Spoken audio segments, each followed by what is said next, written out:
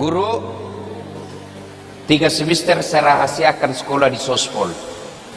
Begitu dia tahu bapak saya sekolah di Sospol, dia bilang, berhenti kau. Apa itu Sospol? Politik. Orang Bugis bilang, bale-bale. Apa itu politik? Bohong-bohong aja. Orang Bugis bilang, politik bele-bele rimulana, ceko-ceko ri tengana, malah perlu pacapuranna. Bahasa Indonesianya, bubuhan Bugis kalau nih, bukan bubuhan Banjar. Ikam kan bubuhan Banjar, kalau bubuhan Bugis. Nah, bahasa Indonesianya guru, politik itu bohong di awalnya, curang di tengah, pengkhianatan di akhirnya. Itu bapak saya bilang begitu, padahal tidak ada sekolahnya.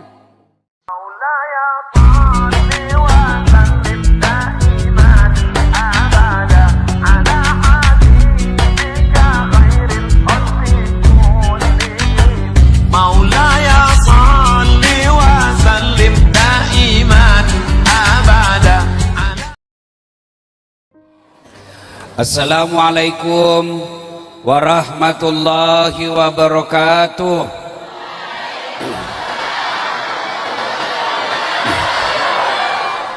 Bapak Ibu, saudara-saudara sekalian, teristimewa para alim ulama yang hadir di tempat ini, terkhusus pimpinan pondok kita, Bapak Kiai Haji Dr. Mahmud Imran Mahmud, yang insya Allah dimuliakan rahmati Allah subhanahu wa ta'ala. Adik-adik sekalian, ketika saya tamat SD di kampung saya namanya Desa Bungi, itu kurang lebih 216 km dari kota Makassar. Tamat SD, saya SD 169, Impres namanya waktu itu, SD Impres. Saya mau masuk pondok pesantren. Pondok pesantren di kabupaten saya waktu itu yang masih satu kecamatan dengan kampung saya, namanya DDI Kabalangan. Pimpinan pondoknya namanya Kiai Haji Abdurrahman Ambok Dalle. Saya mau pondok, tapi sayangnya waktu itu orang tua saya tidak bisa memasukkan saya pondok pesantren waktu itu, karena orang tua saya Allah takdirkan miskin. Waktu itu kalau mau di pondok agak mahal daripada sekolah negeri. Saya senang lihat sepupu saya, kalau datang itu Pak Kiai, kami panggil dengan Gurutta Ambok Dalle. Kalau datang maulid di kampung, takziah di kampung, saya ingat sekali pakai mobil kijang. Dan sepupu saya yang pondok waktu itu, beliau didampingi sama sepupu saya itu. Saya bilang enak betul jadi anak pondok, duduk di samping Kiai. Saya tidak punya cita-cita mau jadi bupati, saya cuma cita-cita pendamping ulama. Allahu Akbar. Saya tidak kuliah di situ, tidak sekolah di pondok. Saya malah lulus dimasukkan ke sekolah namanya SMP Negeri Standar Bungi, SMP Standar namanya, 3 tahun. Tamat SMP, saya sudah lupakan cita-cita di pondok pesantren. Saya mengadu nasib ke Makassar.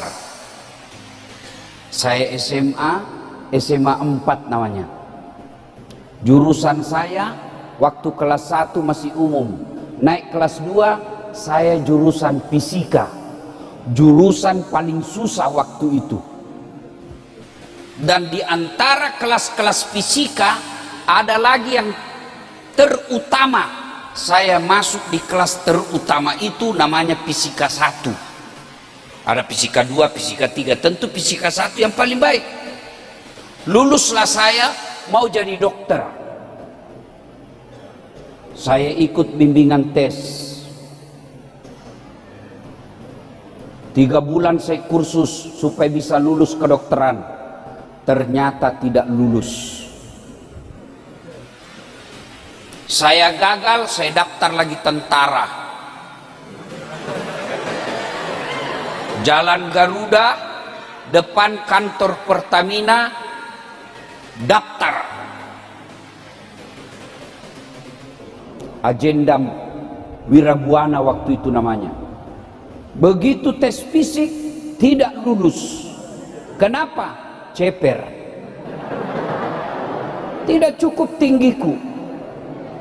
Akhirnya saya lulus di Sospol.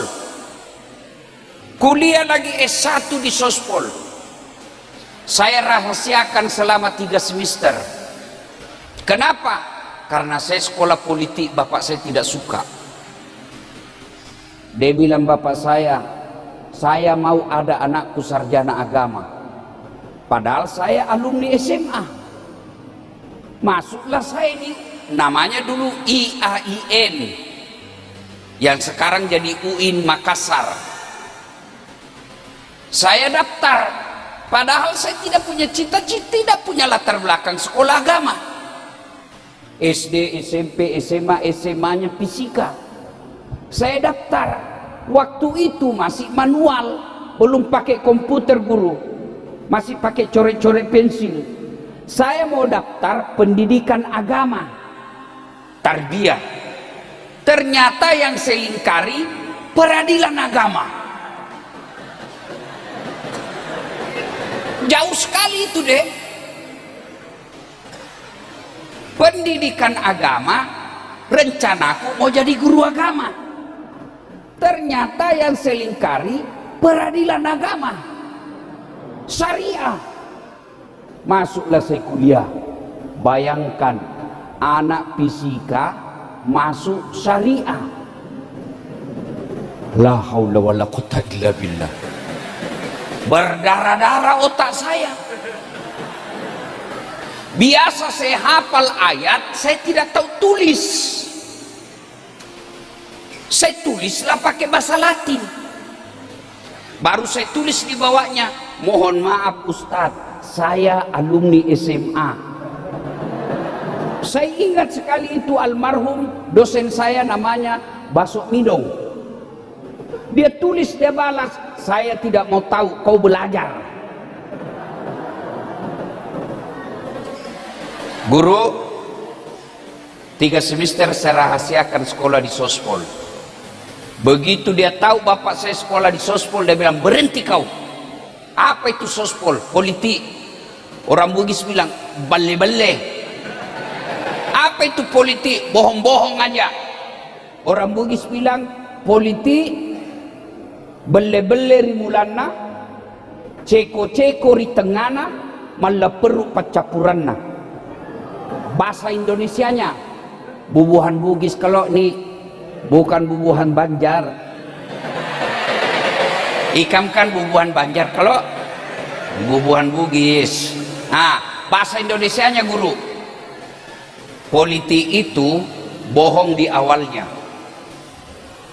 curang di tengah, pengkhianatan di akhirnya. Itu bapak saya bilang begitu, padahal tidak ada sekolahnya.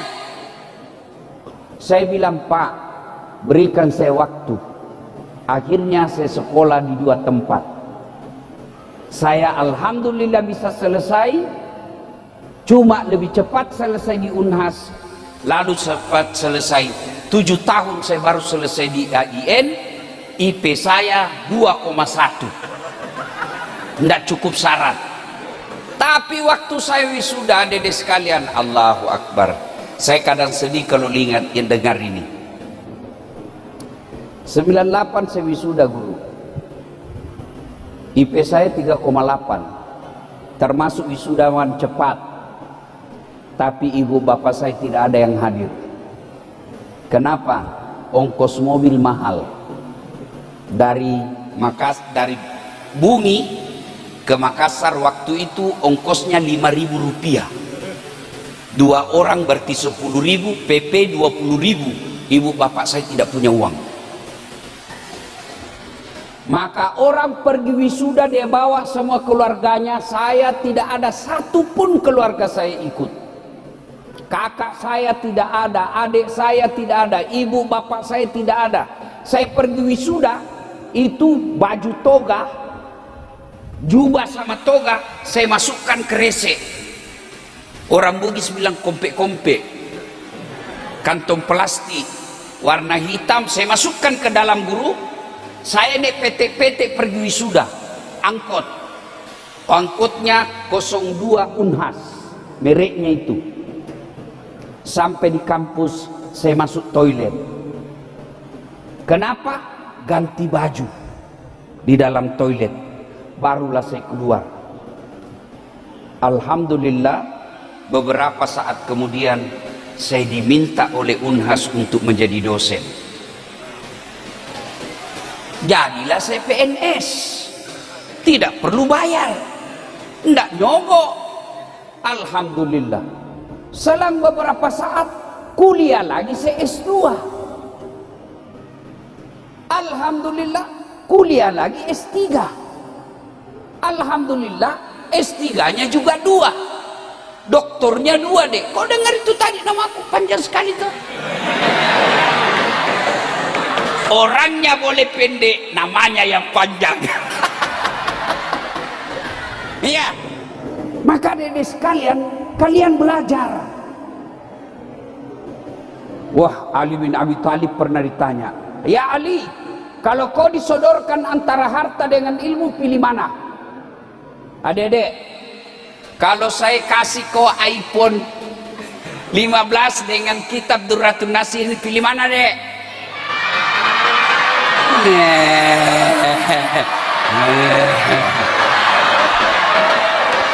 Kitab dalam hatimu iPhone.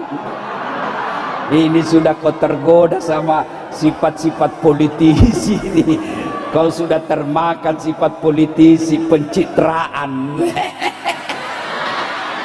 Ya, Ali bin Abi Thalib dengan tegas, saya pilih ilmu. Kenapa pilih ilmu ya Ali? 1, ilmu dia yang jaga kamu, uang kamu yang jaga dia. Contoh, kamu punya uang 1 juta, masukkan belek-belek. Tahu belek-belek? Kaleng. Tahu kaleng? Nih, itu kaleng, masukin uangmu. Itu kaleng sudah, itu kau gembok, ya kan? Nah, simpan di lemari. Sudah itu lemari kau gembok lagi. Sudah berapa gemboknya? Keluar kamar gembok lagi. Sudah berapa gemboknya? 3. Keluar rumah gembok lagi. Berapa gemboknya? Keluar pagar gembok lagi. Berapa gemboknya? Sampai lapangan futsal hilang kuncinya. Setengah mati toh. Tapi kalau ilmu, dia yang jaga kamu. Mana buktinya? Bos, itu sekarang saja saya dikawal polisi. Iya, Masya Allah. Sampai saya digelari ustadznya polisi. Tidak ada ustadz yang berani maki-maki polisi di Indonesia kecuali Dasar Tlati.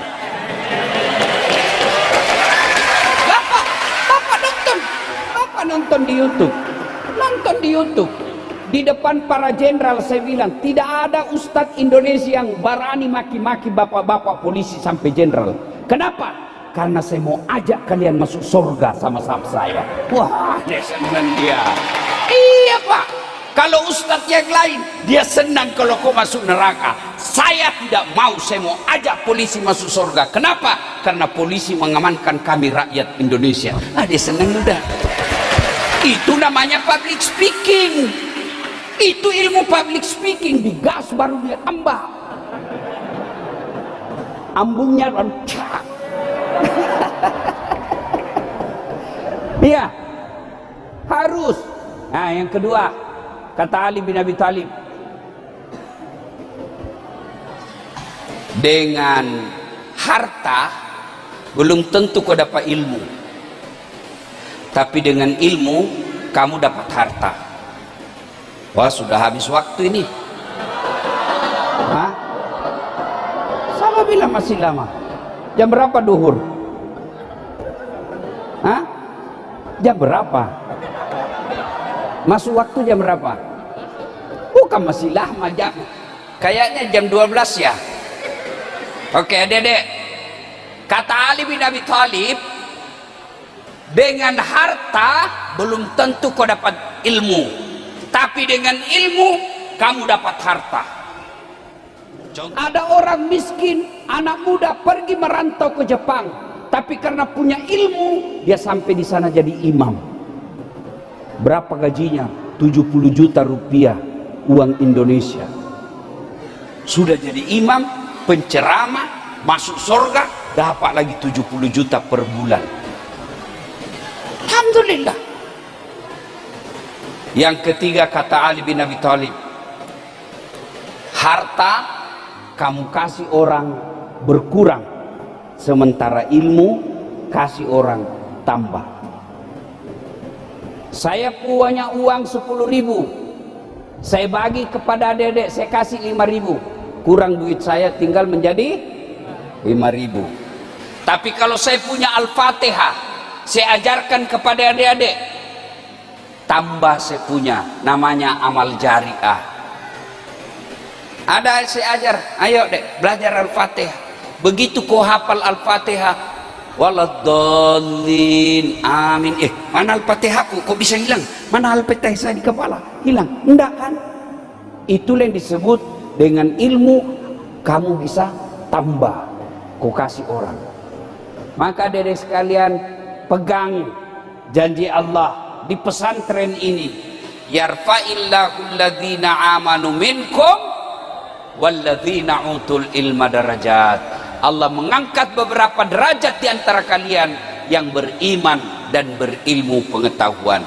Maka sampai di pondok ini kurangi main, banyak belajar.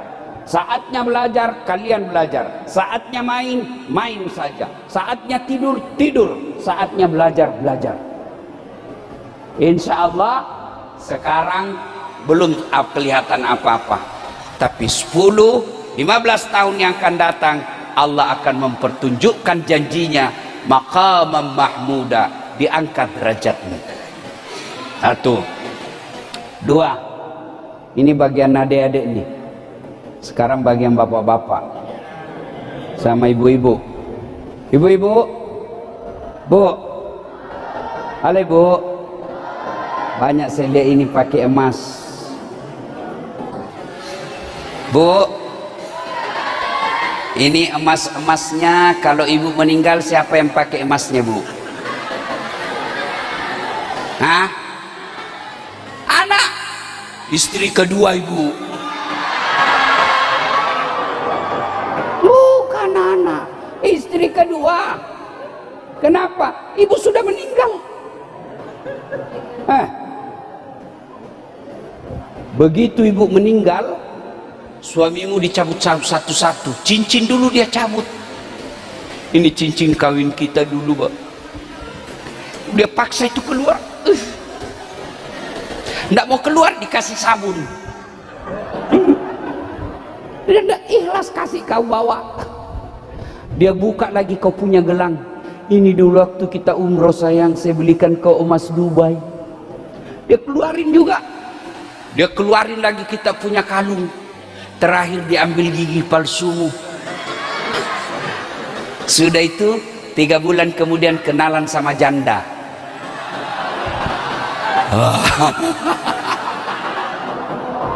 Ibu, lalu emas tadi ibu yang ibu pakai, dia kasihlah mantannya yang waktu SMA. Cinta lama bersemi kembali.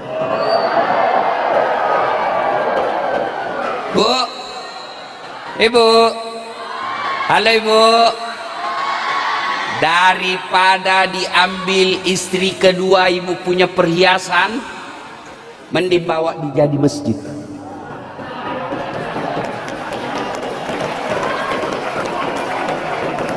Masya Allah. Ibu Lisa, ya kan? Kalau orang seperti Ibu Lisa, Pak, kalau saya nggak usah pakai yang asli, pakai aja yang palsu. Kenapa? Biar palsu orang bilang asli. Palsu nggak mungkin lah, masa orang kaya pakai palsu? Nah, beda kita orang miskin, biar sudah asli dia bilang karakawa. Di mana diambil? Palsu pula itu. Coba, maka ibu-ibu nih lebih baik ibu pakai yang palsu, aslinya bawa ke masjid. Benar ibu, ibu-ibu, hei bu, bawa ke masjid. Sedekah. Ada ndak orang bangkrut gara-gara sedekah? Ada orang bangkrut gara-gara sedekah? Tidak ada.